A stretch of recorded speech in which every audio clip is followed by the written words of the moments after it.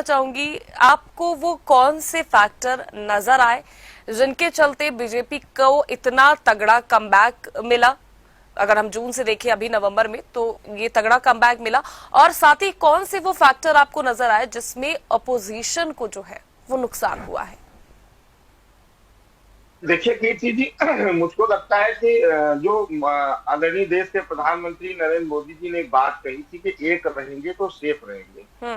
उसका भी असर कई सीटों पे देखने को मिला, और कुछ पे मिला जुला रहा और कुछ पे पूर्णतः देखने को मिला। अगर हम पुनर्की की बात कर रहे हैं तो निश्चित रूप से वहां का जो वोट परसेंटेज है, अगर हम थोड़ा सा पीछे चलेंगे तो ये 2022 में 1,25,000 वोट मिला था, 1,25,000 प्लस था समाजवादी पार्टी। भाजपा को 82,000 प्लस था। लेकिन जब लोकसभा 2024 का जब चुनाव होने के बाद उपचुनाव हुआ वहां, तो उपचुनाव में vote percentage Bharatiya Janata party का बढ़ा और समाजवादी पार्टी का घटा। यही हालात कहल में भी रहे। कहल हालांकि उनकी परंपरागत सीट है समाजवादी पार्टी की, वहां मुलायम सिंह यादव जी कई बार सांसद रहे, तेज प्रताप यादव स्वयं भी एक बार वहां से सांसद रहे, और दीपक यादव उपचुनाव में भी रही और 2024 के में भी रही। वोट परसेंटेज हर बार कहल में लोकसभा में भी घटा समाजवादी पार्टी का और विधानसभा में भी घटा। अखिलेश यादव 75,000 से जीते थे, 18,000 से जीते। तो निश्चित रूप से समाजवादी पार्टी को पहले चिंतन करना चाहिए, मंथन करना चाहिए कि हमारे साथ जनता धीमे धीमे करके छिटक रही है।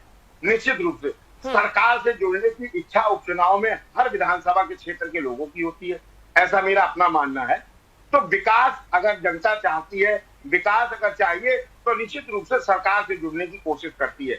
हाँ, ये बात जरूर है कि समाजवादी पार्टी को इस पर चिंता करनी चाहिए कि वोट परसेंटेज हमारा घट क्यों रहा है।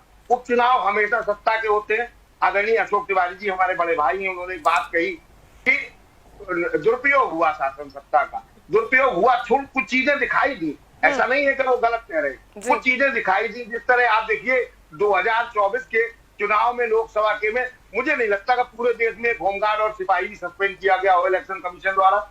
इस उपचुनाव में 7 लोगों को सस्पेंड किया गया। कुछ भयावह तस्वीरें भी आई। हो सकता है कि वो तस्वीरें कुछ और दिखाई दे रही हो और हकीकत वहां की कुछ और हो। ऐसा नहीं है कि मैं उन तस्वीरों को स्पष्ट मान रहा हूं कि वो सच्ची थी। ऐसा भी हो सकता है कि वो तस्वीरें बाद की हो या पहले की हो। लेकिन जो मुख्य बात है कि जनता ने निश्चित रूप से भारतीय जनता पार्टी की योजनाओं को एक्सेप्ट किया। भारतीय जनता पार्टी की जो कानून व्यवस्था है प्रदेश में, उसको निश्चित रूप से एक्सेप्ट किया। तो उस पर चिंतन मंथन होना चाहिए, इस पे नहीं होना चाहिए कि प्रशासन ने लूट कर दी, ये हो गया, वो हो गया।